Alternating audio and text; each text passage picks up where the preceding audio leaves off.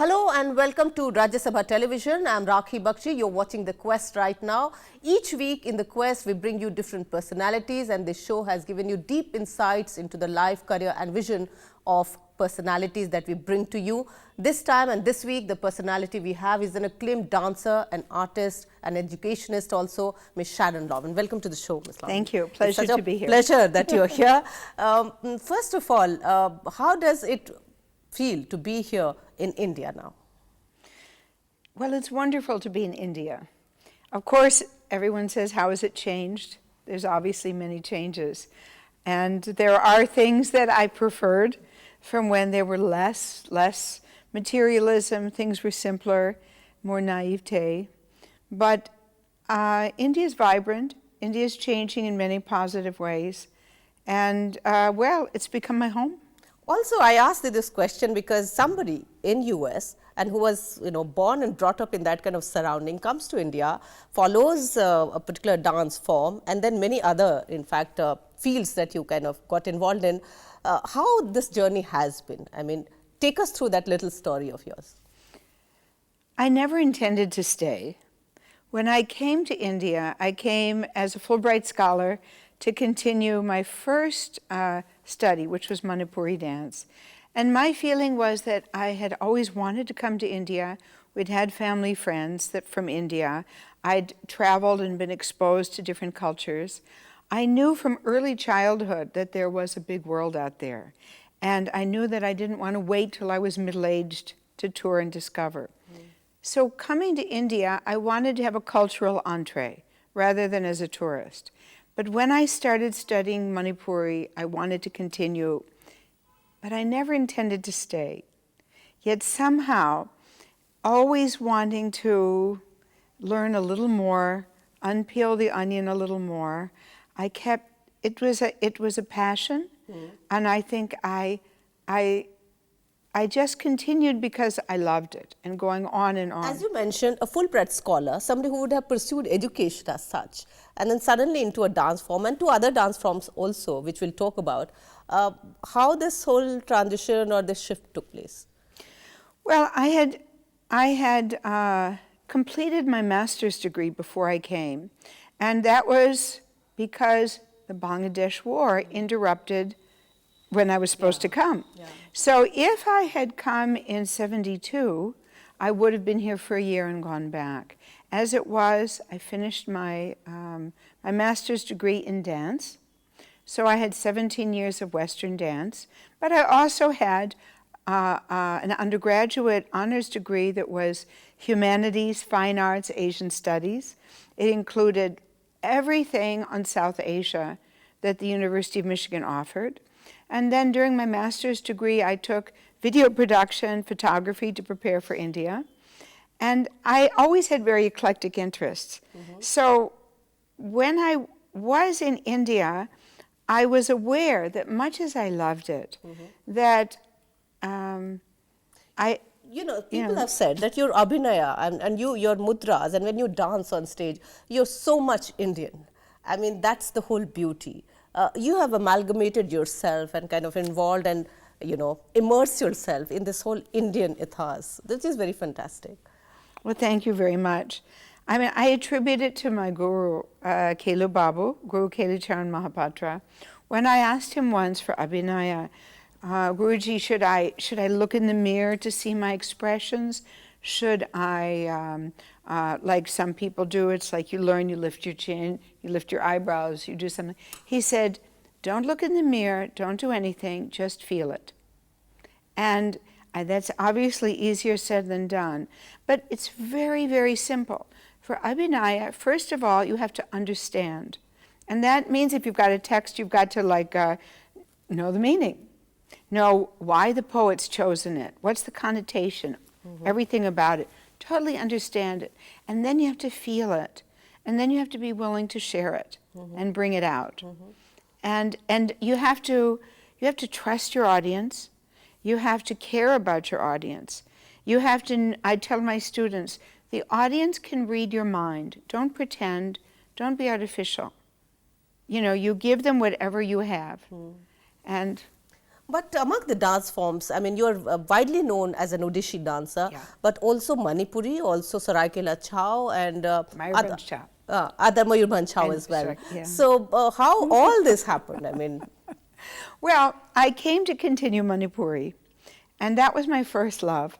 But it was very, very difficult because my guru was involved in his dance company and found it very difficult to. He trained me wonderfully. He was a great guru, but it was very difficult to get musicians for performances. And whereas Kelu Babu was, first of all, as everyone knows, not only a genius, but very generous. And when I started learning, I only took it not to learn Odissi, but simply that when I would go back to the US, I could talk about another style in Elect M. In 2 weeks, he had me help teach the beginners. And he said that I learned faster than anyone he'd taught. And that's, of course, because I had a very good background. but you didn't have any problem because you came from a different country and the whole culture and the whole atmosphere was I different. had two problems in Odissi. One, which is kind of funny, is that after doing Manipuri, where it's like a meditation and you don't, and I wouldn't even see you. So with Odissi, when I was starting, it's like to look out, to be extroverted. I was like, I just couldn't kind of look up and do that. It was like to put the energy that far out. And it's funny to say that because, of course, the Abhinay is out there, but that was a big challenge to have to change that level. Okay. Okay. And then the chow. And the whole challenge of settling here and kind of interacting, of course, there was art as a platform was there all around you. But were there any other problems that you faced practically? When I first came, I think I had the same challenges that any young woman has in a new city. Where do you get thread? How much do you pay the dhobi for ironing something? Is it safe to go out at 7 o'clock if it's dark to get bread? Those are the things you have to sort out wherever you are. The language was never so much of a problem. And of course, Delhi was safe. In those days, I was afraid of New York.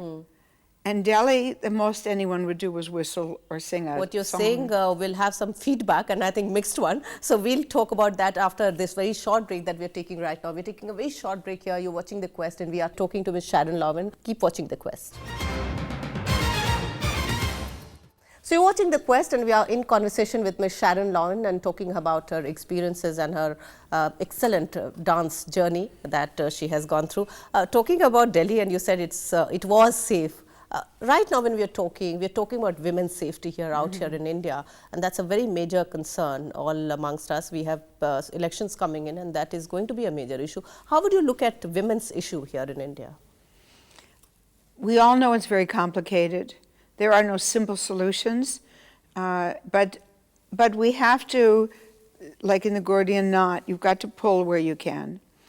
I think that one thing that we as individuals, as family members can do, is do our part to change the way our families, our sons and daughters feel about members of the opposite sex.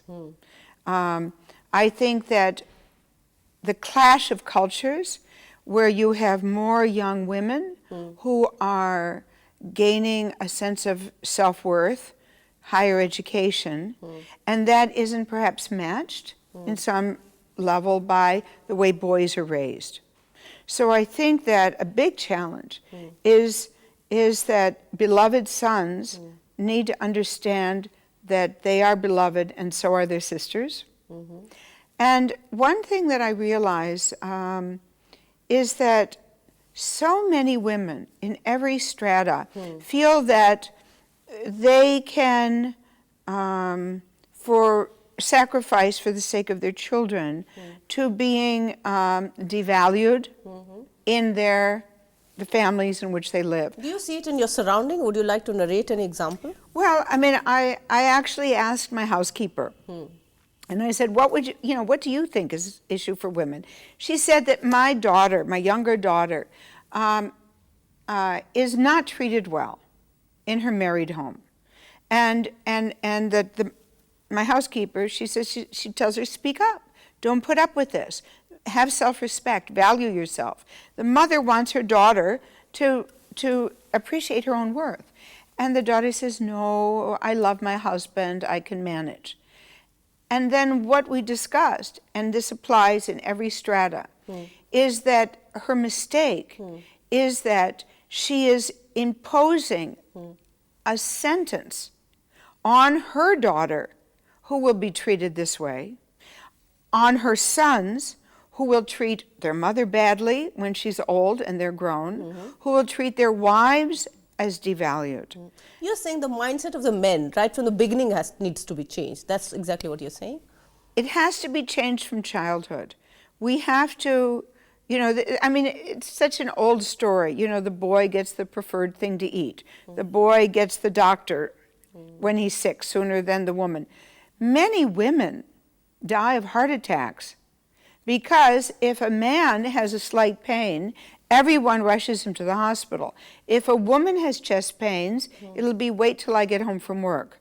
Then But you're seeing it all around. We recently saw protests, you know, on the streets. Women seem to be angry. They don't feel much safe as they used to be, or maybe they don't feel at all. How would you look at women's safety issue? Have you experienced it somewhere around, and you feel strongly that they need more protection, more sensitivity, and safety, of course? We need everything. We need, I mean, one thing that is definitely not the solution is for women to curtail their lives. Because to impose a restriction on your life, I used to feel like in New York, if you're going to get your purse stolen, would it be worth not going out 1,000 times not to get your purse stolen once? No. Okay. Now, when you're talking about physical violence, this is a much more significant thing. But, I mean, as a woman, I would say, you know, carry pepper spray, I mean, learn martial arts, do all of these things where you call somebody, you're with people, do what you can, and then go bravely. But I think that maybe neighborhood watch, we all need to be more proactive for others. Yeah, exactly. And then, of course, I think that the police, you know, the police are, I mean, the upper levels of police are fabulous. They're knowledgeable, they're educated, they understand all the issues. But you have all of the at the lower rung. the lower rung, they're poorly paid, they're poorly educated, and their backgrounds. Exactly. Their backgrounds are opposite to what the law is. I mean, it's not fair to generalize. Do you also see it? I mean, we are also talking about discrimination, for example. We are talking right now, but of course, Women's Day is nearby, 8th of March. Would you look at some kind of discrimination which is happening, and have you experienced some kind of, or have you felt like this in your field or area which you deal in? Well, I think that every person feels that they have been, you know, everyone has issues. That they've been discriminated or that there's preferences. I mean, one thing that I'm very, you know, you can look at the... Have you felt it? Of course I felt it. But then I have had a great deal of discrimination, but that's not important. What's important is that somehow, coming from outside of this society, without having any of the backing of a community. Exactly. I'm nowhere in the feudal hierarchy. Yeah. My father was nobody's batchmate, even though he was a chemical engineer, you know. And even one thing that's sad is that I came after college. So my college friends are all in America. Did you feel lonely here sometimes? I did, but when I came to India, there were 4 visual artists who were like the batchmates of our family friends. Okay. So those were my friends, and then I knew artists. That was Shankar Chaudhary, Himad Shah, Santosh, and Shanti Dave. So they were my uncles. And because of them, I knew so many artists. So I wasn't really lonely. But and how have you been able to also balance your personal and professional life? juggling with your professional schedules. It's very hectic. You tour around, you have performances all over India, and then of course your own personal life. So how do you juggle? Well, I think that it's very fortunate that as an artist, actually we have a lot more flexibility than someone with, a 9-to-5 job. So that when I have one daughter, and so she was able to travel with me. And everywhere I would go, I was able to say, okay, I need somebody for the 2.5 hours of performance. That's how long they were in those days.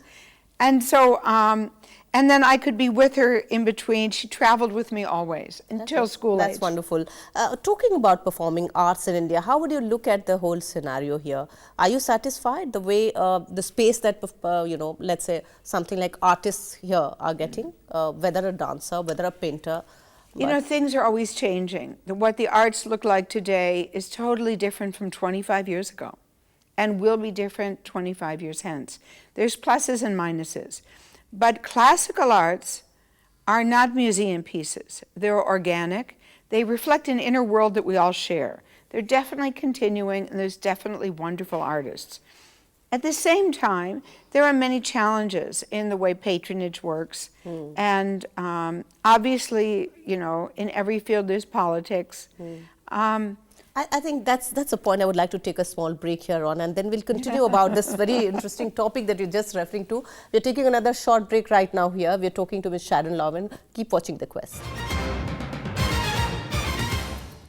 Welcome back to the show. You're watching The Quest and we're talking to Ms. Sharon Lowen. You're referring to politics, very important, because we talk about politics all around, but something like a field of arts, that's where also it's very sad to know sometimes that politics is playing a role, because it's a creative platform, it's a creative medium. But how would you actually look at it from your personal point of view? How has the experience been? Well, I think, we all think about these things a lot. There are some people whose approach to the arts, whether it's music, dance, poetry, philosophy, the arts, is that there's a passion to discover, to interpret, to create, to grow. And with that kind of attitude, it's a lifelong quest. And you're always a student, and you're always trying to do this and share. And then at another end of the spectrum, because it's not totally separate, are those who have learned the arts for an ulterior reason. It's a craft, it's a skill, they think it's better than something else. So it's a journeyman attitude, like someone who's, whether they're a plumber or an engineer. It's like, I've learned this, I'm done, now let's see what I can do with it. Or that being a dancer is something that they're doing it for ulterior reasons, besides just sharing the art. So is that a challenge for somebody like you or someone, No challenge at all, because my only interest in performing or in learning is to share it.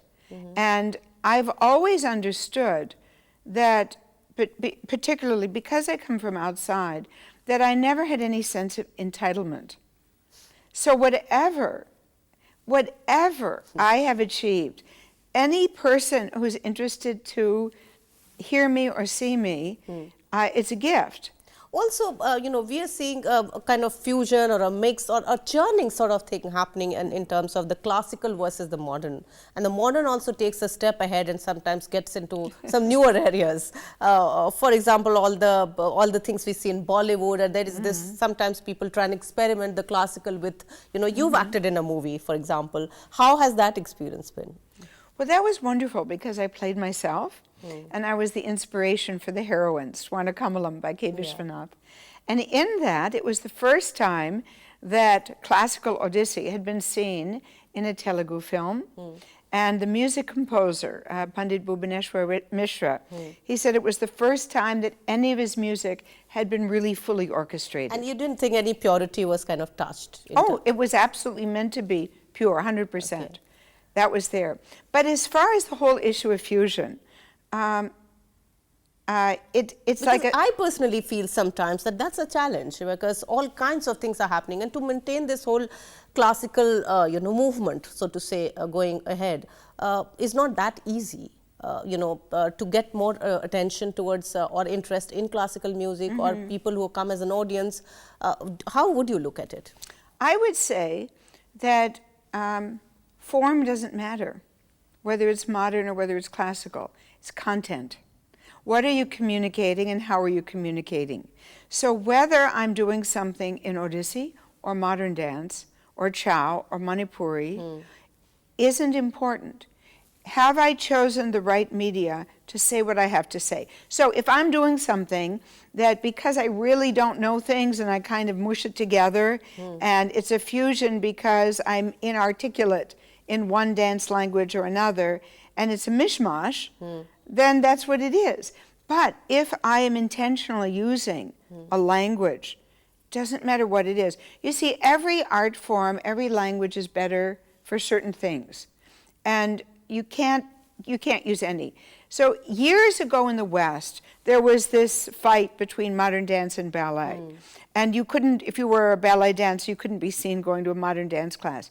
That changed. Everyone does both. Everybody needs to be fully skilled in both.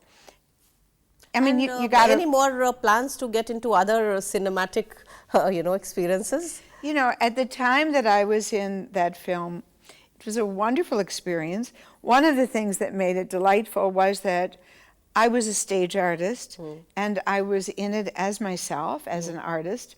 And I felt that I was so fortunate to work with such a great director that most other films would be down. So are you doing more films now? Are you interested? Or somebody is approaching you? Actually, someone has approached me. And I would be delighted. It would be fun. I love different challenges.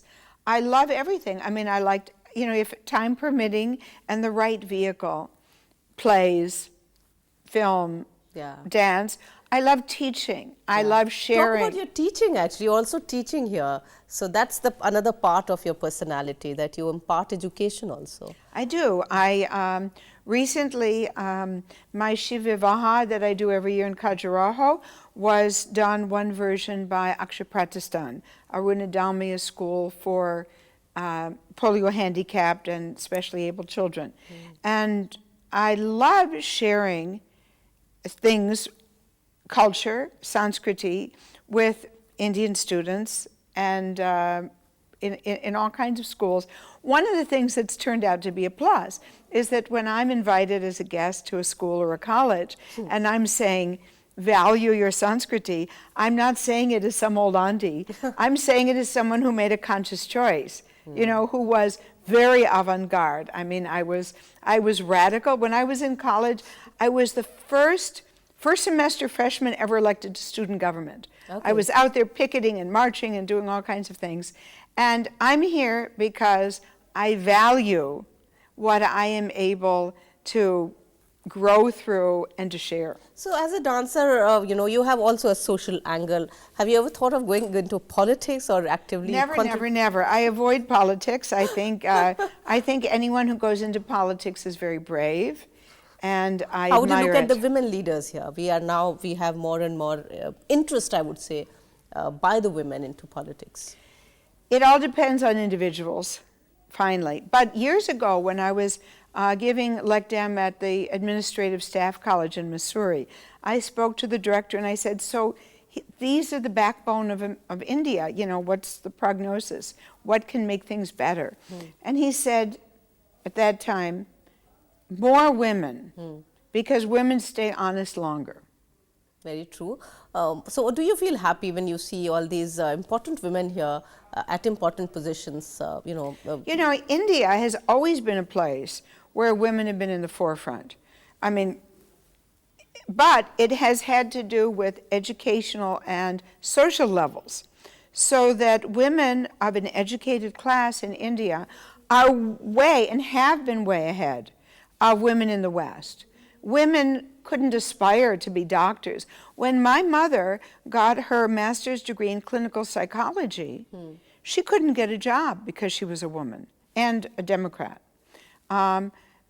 The opportunities for women have been unlimited, but the limitations are in terms of hierarchical and feudal culture that affects things. So you've got, I mean, you can't that's the beauty of India. You can't generalize.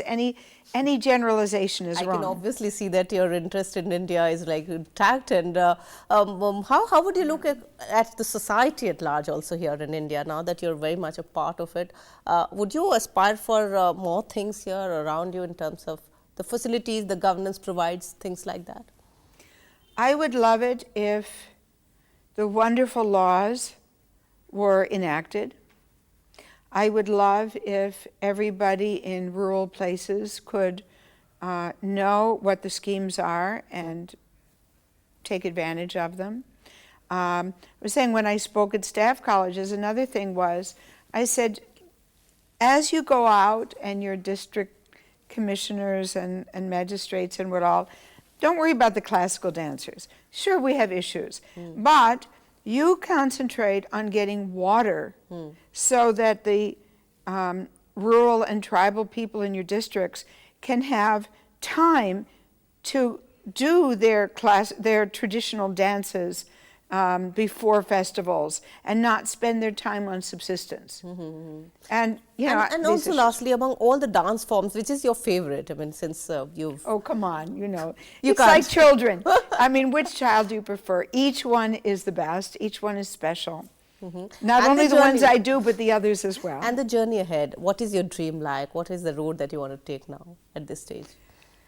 You know, I've lived my life without a plan, and that And has the plans have actually been very fruitful. and I've been otherwise. blessed that if you just do passionately what you're doing, then the next thing will present itself, and more interesting things happen than if you plan. So I'm just open to whatever life brings. No book that you're planning to read? Oh or? yeah, well I have a publisher who's given up on me finishing my latest book, so that'll come out sometime soon. Okay, so all the very best for whatever you're Thank doing you. with Sharon. It's been a pleasure talking to you, and we wish you all the best for Thanks whatever for you do in your inviting. life. It's lovely to chat with you. Thank you so much. Welcome, and the pleasure here is mine. So this was Ms. Sharon Lowen we were in conversation with. You were watching The Quest. Hope you liked this particular edition of The Quest. Keep watching. Namaskar and bye-bye.